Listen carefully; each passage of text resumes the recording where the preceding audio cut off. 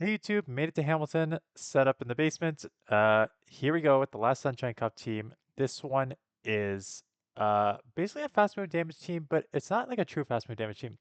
So there's kind of two fast moves in the game that are really fast move damage Pokemon, Charm and Razor Leafer, in my opinion. But then you get some of these other moves, like Confusion, I would say Incinerate, that also do like a ton of damage, but they're not just true fast moves, they just do like a lot of damage. So the thing with Oranguru and Girafarig and Wiggly is like you can theoretically just out Charm and Confusion your opponent. But the good thing about Giraffe and Oranguru is Brutal Swing is pretty quick, and so does the Psychic Fangs. So you're able to just like chip a bunch. Plus Trailblaze boosts your attack, so if you want better Confusion chips, you could just do that. Um, yes, obviously with two confusion users and a charmer, steals just walls this team completely. So if realistically, if you want to make it a better than that, use like something like a Talonflame on the lead. Like that would make this team better. Um, but I did not want to think. Tap, tap, tap. Let's go. So perfect lead. And the thing with why this team is so easy and you don't even need to think about it too much is basically um, Wigglytuff, like again, steals you're kind of just screwed. You can argue that you should probably go with Oranguru because you'd have Brutal Swing, but otherwise, Fire is the only thing that you really need to leave out of the lead for Wiggly, Talonflame, Magcargo, stuff like that, and get into Oranguru as your safe swap. You don't really need to draw. Again, if it was like a truly balanced team, where you want to try and draw out a dark, well, not a dark necessarily, but like steal something, then you'd probably have to draw it with a ringer. But with this team, honestly, I stayed in with like 80% of the stuff. Just left fire. Uh, a lot of times they would like come in with something else, and I just like stayed. Because the Wiggly, Oranguru, and Giraffe basically, again, not that Confusion is like a true fast move damage, but they all kind of have a similar role. So they overheat me often with this team. So for those of you who've never used Oranguru or Shadow Giraffe, Oranguru is very, very tanky, but does not hit hard, and Shadow Giraffe hits hard, and they really add up with the Psychic Fangs, but it is very glassy. So often on this team, I would like never, I like basically just never shielded Oranguru, and just go one or two shield Shadow Giraffe for the most part. Um, 4-turn fast moves are annoying to use at times, but can do pretty well. And then a 4-turn versus a 5-turn is a advantage for you because you can minimize on the one throw there and get this off for the win. So Wiggly against Abomasnow, again, no reason to leave. Let's just stay in. We'll do as much damage as we can. Perhaps they, uh, again, it's one of these things where it's like, do I care if they shield? I don't know. Um, do I care if they shield this and go down to the one shield? Maybe not, because then Shadow Draft with 2 shield is probably going to do pretty well against most things. Or if I can just get some extra charm damage through here, right? Out comes the Diggersby. They're not going to throw. I can kind of tell they're going for the farm down. So I charm it. I get the Icy Wind off. So now I've just done a ton of damage on the Diggersby. So suddenly I've done a ton of damage, and now I just basically just have 2 shield uh, confusion users left. And the confusions add up, and again, the strength of both Oranguru and Girafarig is that you get to these Brutal Swings and Psycho Fangs in three confusions. So you get to your charge moves decently quick for 4 times 3 is 12, right? So you get these charge moves pretty quick. They do okay chip damage. Sometimes they don't want to shield. And when they do shield, like this scenario, you just go with the double shield Giraffe. Again, Giraffe is pretty glassy, so I am comfortable shielding up everything. Although I do know that the Diggersby farmed to 1,000,000, so this thing actually does have double Scorching Sands. So I probably should have saved it for this, the 2 shields, and taken that Dragon Claw. But I was just kind of worried about how much a Dragon Claw would do, and then maybe even Quick Attack down, because again, Shadow Draft is pretty glassy. Um, do not quite take it out, but they need, I guess, 2 moves there. Or there's the 4 register before they can go 3+ throw. Perhaps that's what happened there. Quagsire, again, we're just going to stay in here. Throwing Swift. I have called Swift garbage on Clefable constantly. I love it on Wiggly. Now, again, what's the big difference between Clefable and Wigglytuff? Wigglytuff is half normal, so you get that same type attack bonus on top of that. So being able to do these hard charms and still get to a same type attack bonus Swift is quite strong. And again, just like chipping a ton, I grab 2 shields.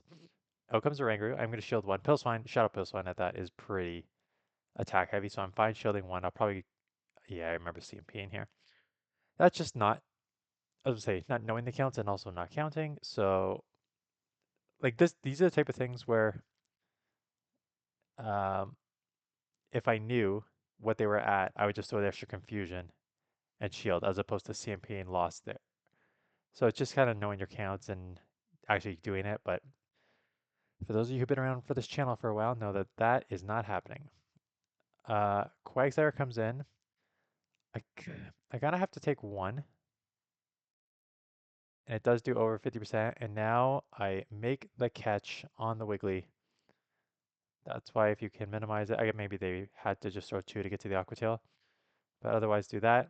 Um, I make a little bit of mistake here. I just throw blind, which is like, because I didn't know, I don't remember how much health they had. So I'm like, maybe this will take out, and it does not.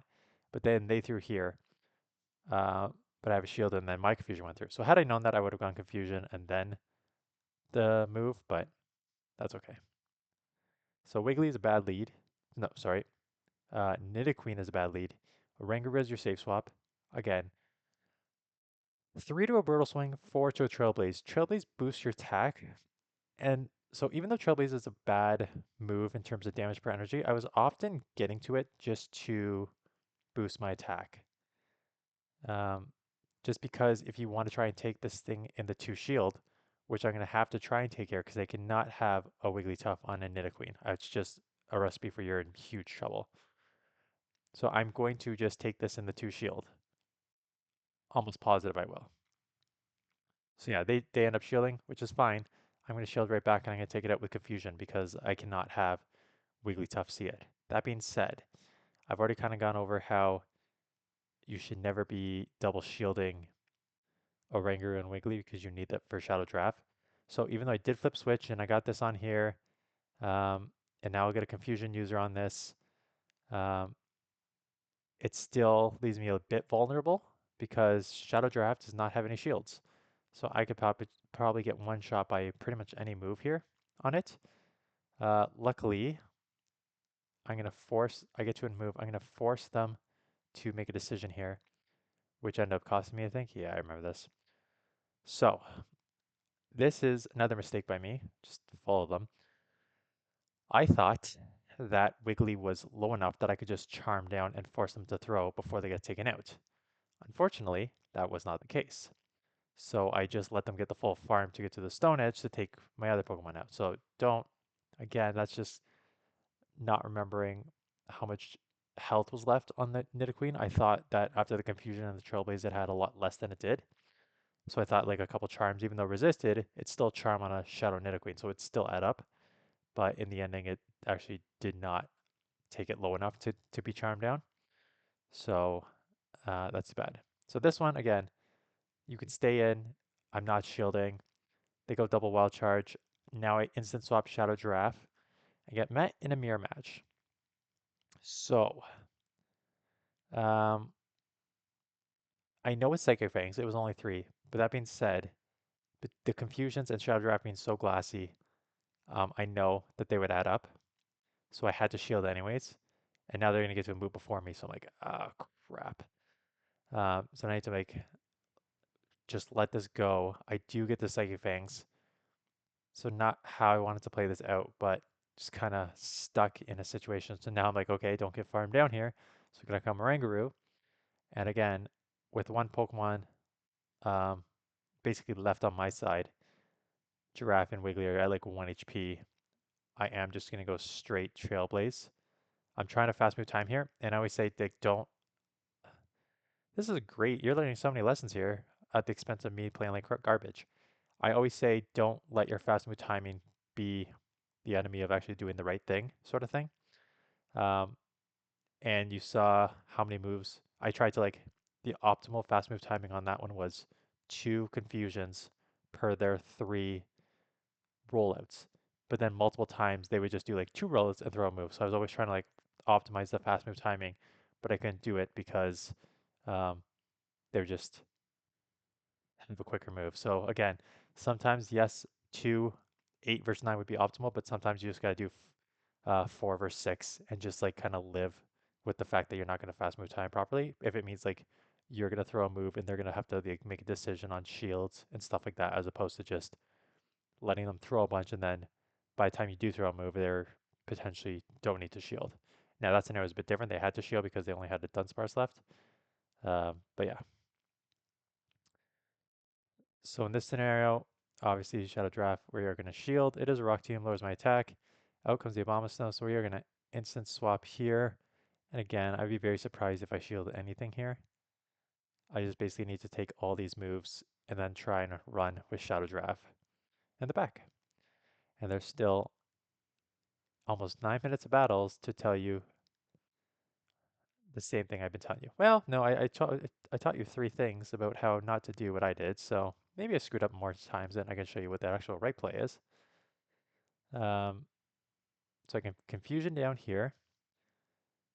Let's see if I trailblaze because, yeah, well, I'm going to trailblaze for 2 reasons. One, because confusion, Psychic Fangs is resisted, but 2, because um, with 2 Pokemon, if I lower their defense with Psychic Fangs, they can easily just reset on the other Pokemon. So that's more of a waste as opposed to going Trailblaze, where you boost your attack, where you are now like in control there. Superior is obviously tough because it has Frenzy Plant, and those come very quick, and it is very bulky. Now these charms are adding up because charms add up, right? It's a fast move damage move. So I feel the first Frenzy Plant so I can get to the Icy Wind, lower their attack, but even though I lower the attack, it's still Frenzy, which means I still may lose this. We'll see. Yeah, they should be able to get to. I thought they can get to Aerial Ace, but they did not. So then I bank the move and come in here.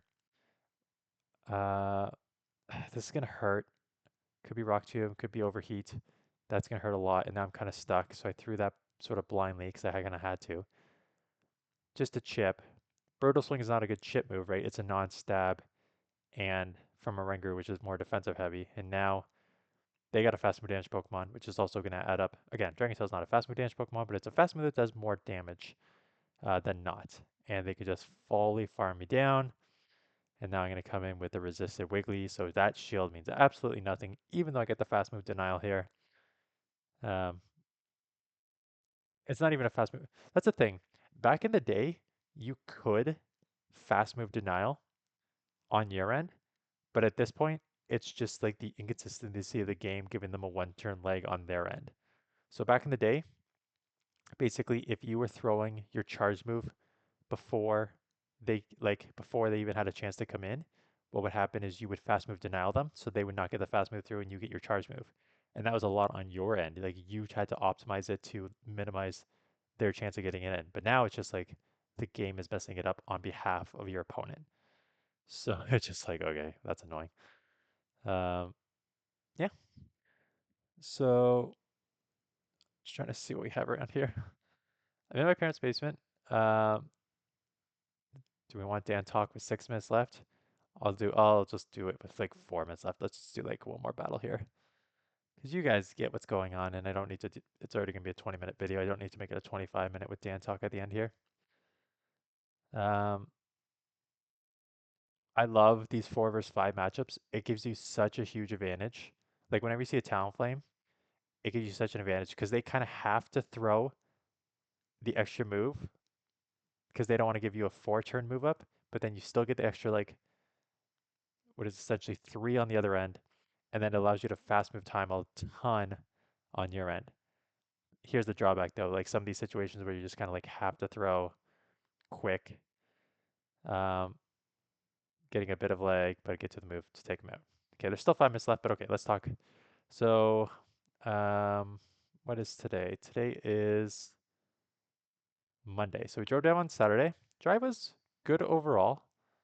Um, it's it was busy, but it wasn't slow, right? So there was like a decent amount of cars on the road, but um, still got here like we left at like 9:15 and got here at like 3 with like an 3:30. So it was like 6 hours and 15 minutes. So the actual drive was like probably like 5:15, which is like a good drive. And then there's like an hour and 15 just for stops, but not on the fact that like the kids puked or anything, which they do often because they both get car sick. It was just like that's how long lunch took and stuff like that. Setup here I think looks great. I'm using this new microphone. I tested it before I went. I can see the microphone is working, so let me know in the comments below.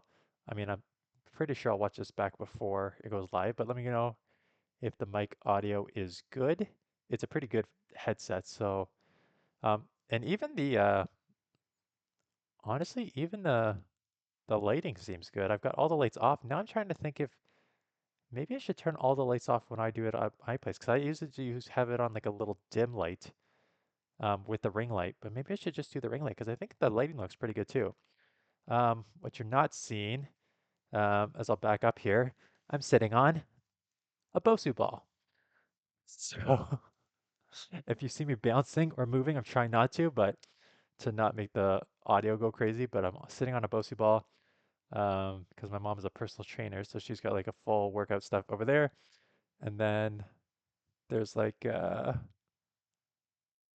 yeah, some workout stuff over there, multiple Bosu balls, stuff like that. So this setup will be like this for the actually not this afternoon's video. This afternoon's video is the event video for the magnetic event, which I filmed earlier. So you're gonna see me with hair and in my old place, but I filmed that earlier. And then tomorrow for the top teams, we will um, be filming here. Let me know. So I I'm filming this. I just got in today on Saturday. I'm filming this Saturday night for Monday morning. I not surprising the Ultra team that I put Saturday morning did garbage. I can assume the same thing for Sunday. People just don't play Ultra League. And next week, um, it's worse. Next week is Master League and a Little Cup dominated by Shuckle and Mural. Um, so I don't know what to do. I'll put out top teams like that. I assume everyone will do Little Cup. Um, it's gonna be tough. It's gonna be tough to do the 2 videos a day. Um, Actually, no, it won't be tough to do the 2 videos a day because there have been Master League videos submitted. It's gonna be tough to do 2 videos a day where people actually watch. That's that's gonna be the problem. I don't think people are gonna watch. I think maybe the first 2 days they'll watch Little Cup, and then they're gonna realize that the Shuckle Mural Cup, and then just stop watching, and no one really watches like half the amount of people that watch like half the people that watch Great League watch Master League. Um, so it's just gonna be a rough week for me. I know that. Uh, I won't stop the 2 videos, but I know that the views and the subscriber growth is going to be pretty rough this week. But that is okay.